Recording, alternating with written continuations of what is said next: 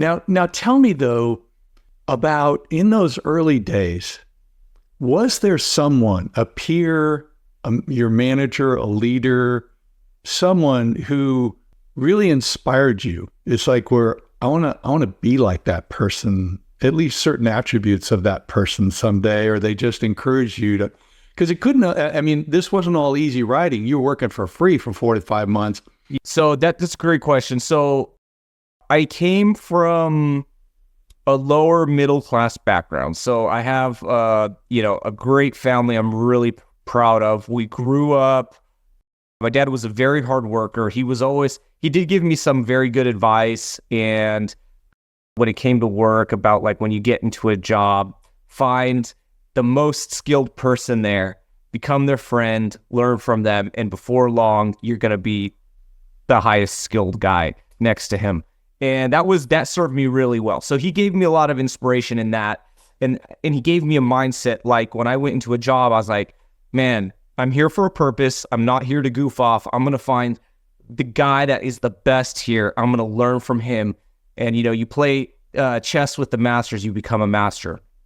But I mentioned the kind of the lower middle class. So I had an uncle in Germany, and I would see him not regularly, but in summers or maybe once a year, every other year, we would get to see him because either maybe they would do vacation out here or we would go out there. So I'd see him for a few weeks. And he owned a business. And this guy, his mom, he was born right after World War II. His dad was like a Ukrainian Russian soldier. His mom was German.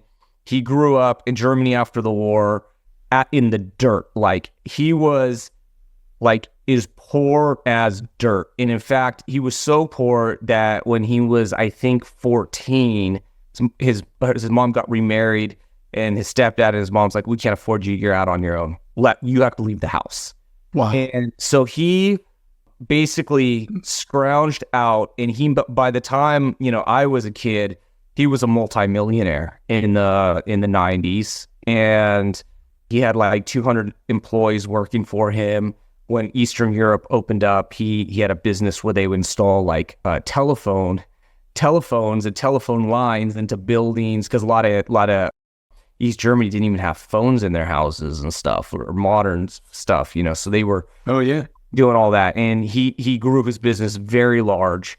And so I always saw that, and I was like, here we are, like for us, vacation was going camping. And the only reason we could go to Germany was because either my grandparents or they paid for it. Right. So it was like, I lived in this, like, not poor, but, money was always on our minds. There was a lot of, we couldn't go out to fast food very often. Maybe once a month we could afford McDonald's, that kind of thing. And then we went there, if they were here and we visited them, they were at a 5-star resort ordering, as a kid, you can order whatever you want, a lobster tail or, like blowing your mind. So, and I saw him in his office when we went over there and all his employees. And I just like, man, something deep in me wanted that really bad. And I had it as an early teenager, and as a kid, I had that desire. I kind of got scared into like taking a more safe route when I was in my 20s. But then like when I turned 30, it kind of came back, and I was like, if I'm turning 30, I was like, it better be now or never, because if I don't take the jump, when am I going to take the jump?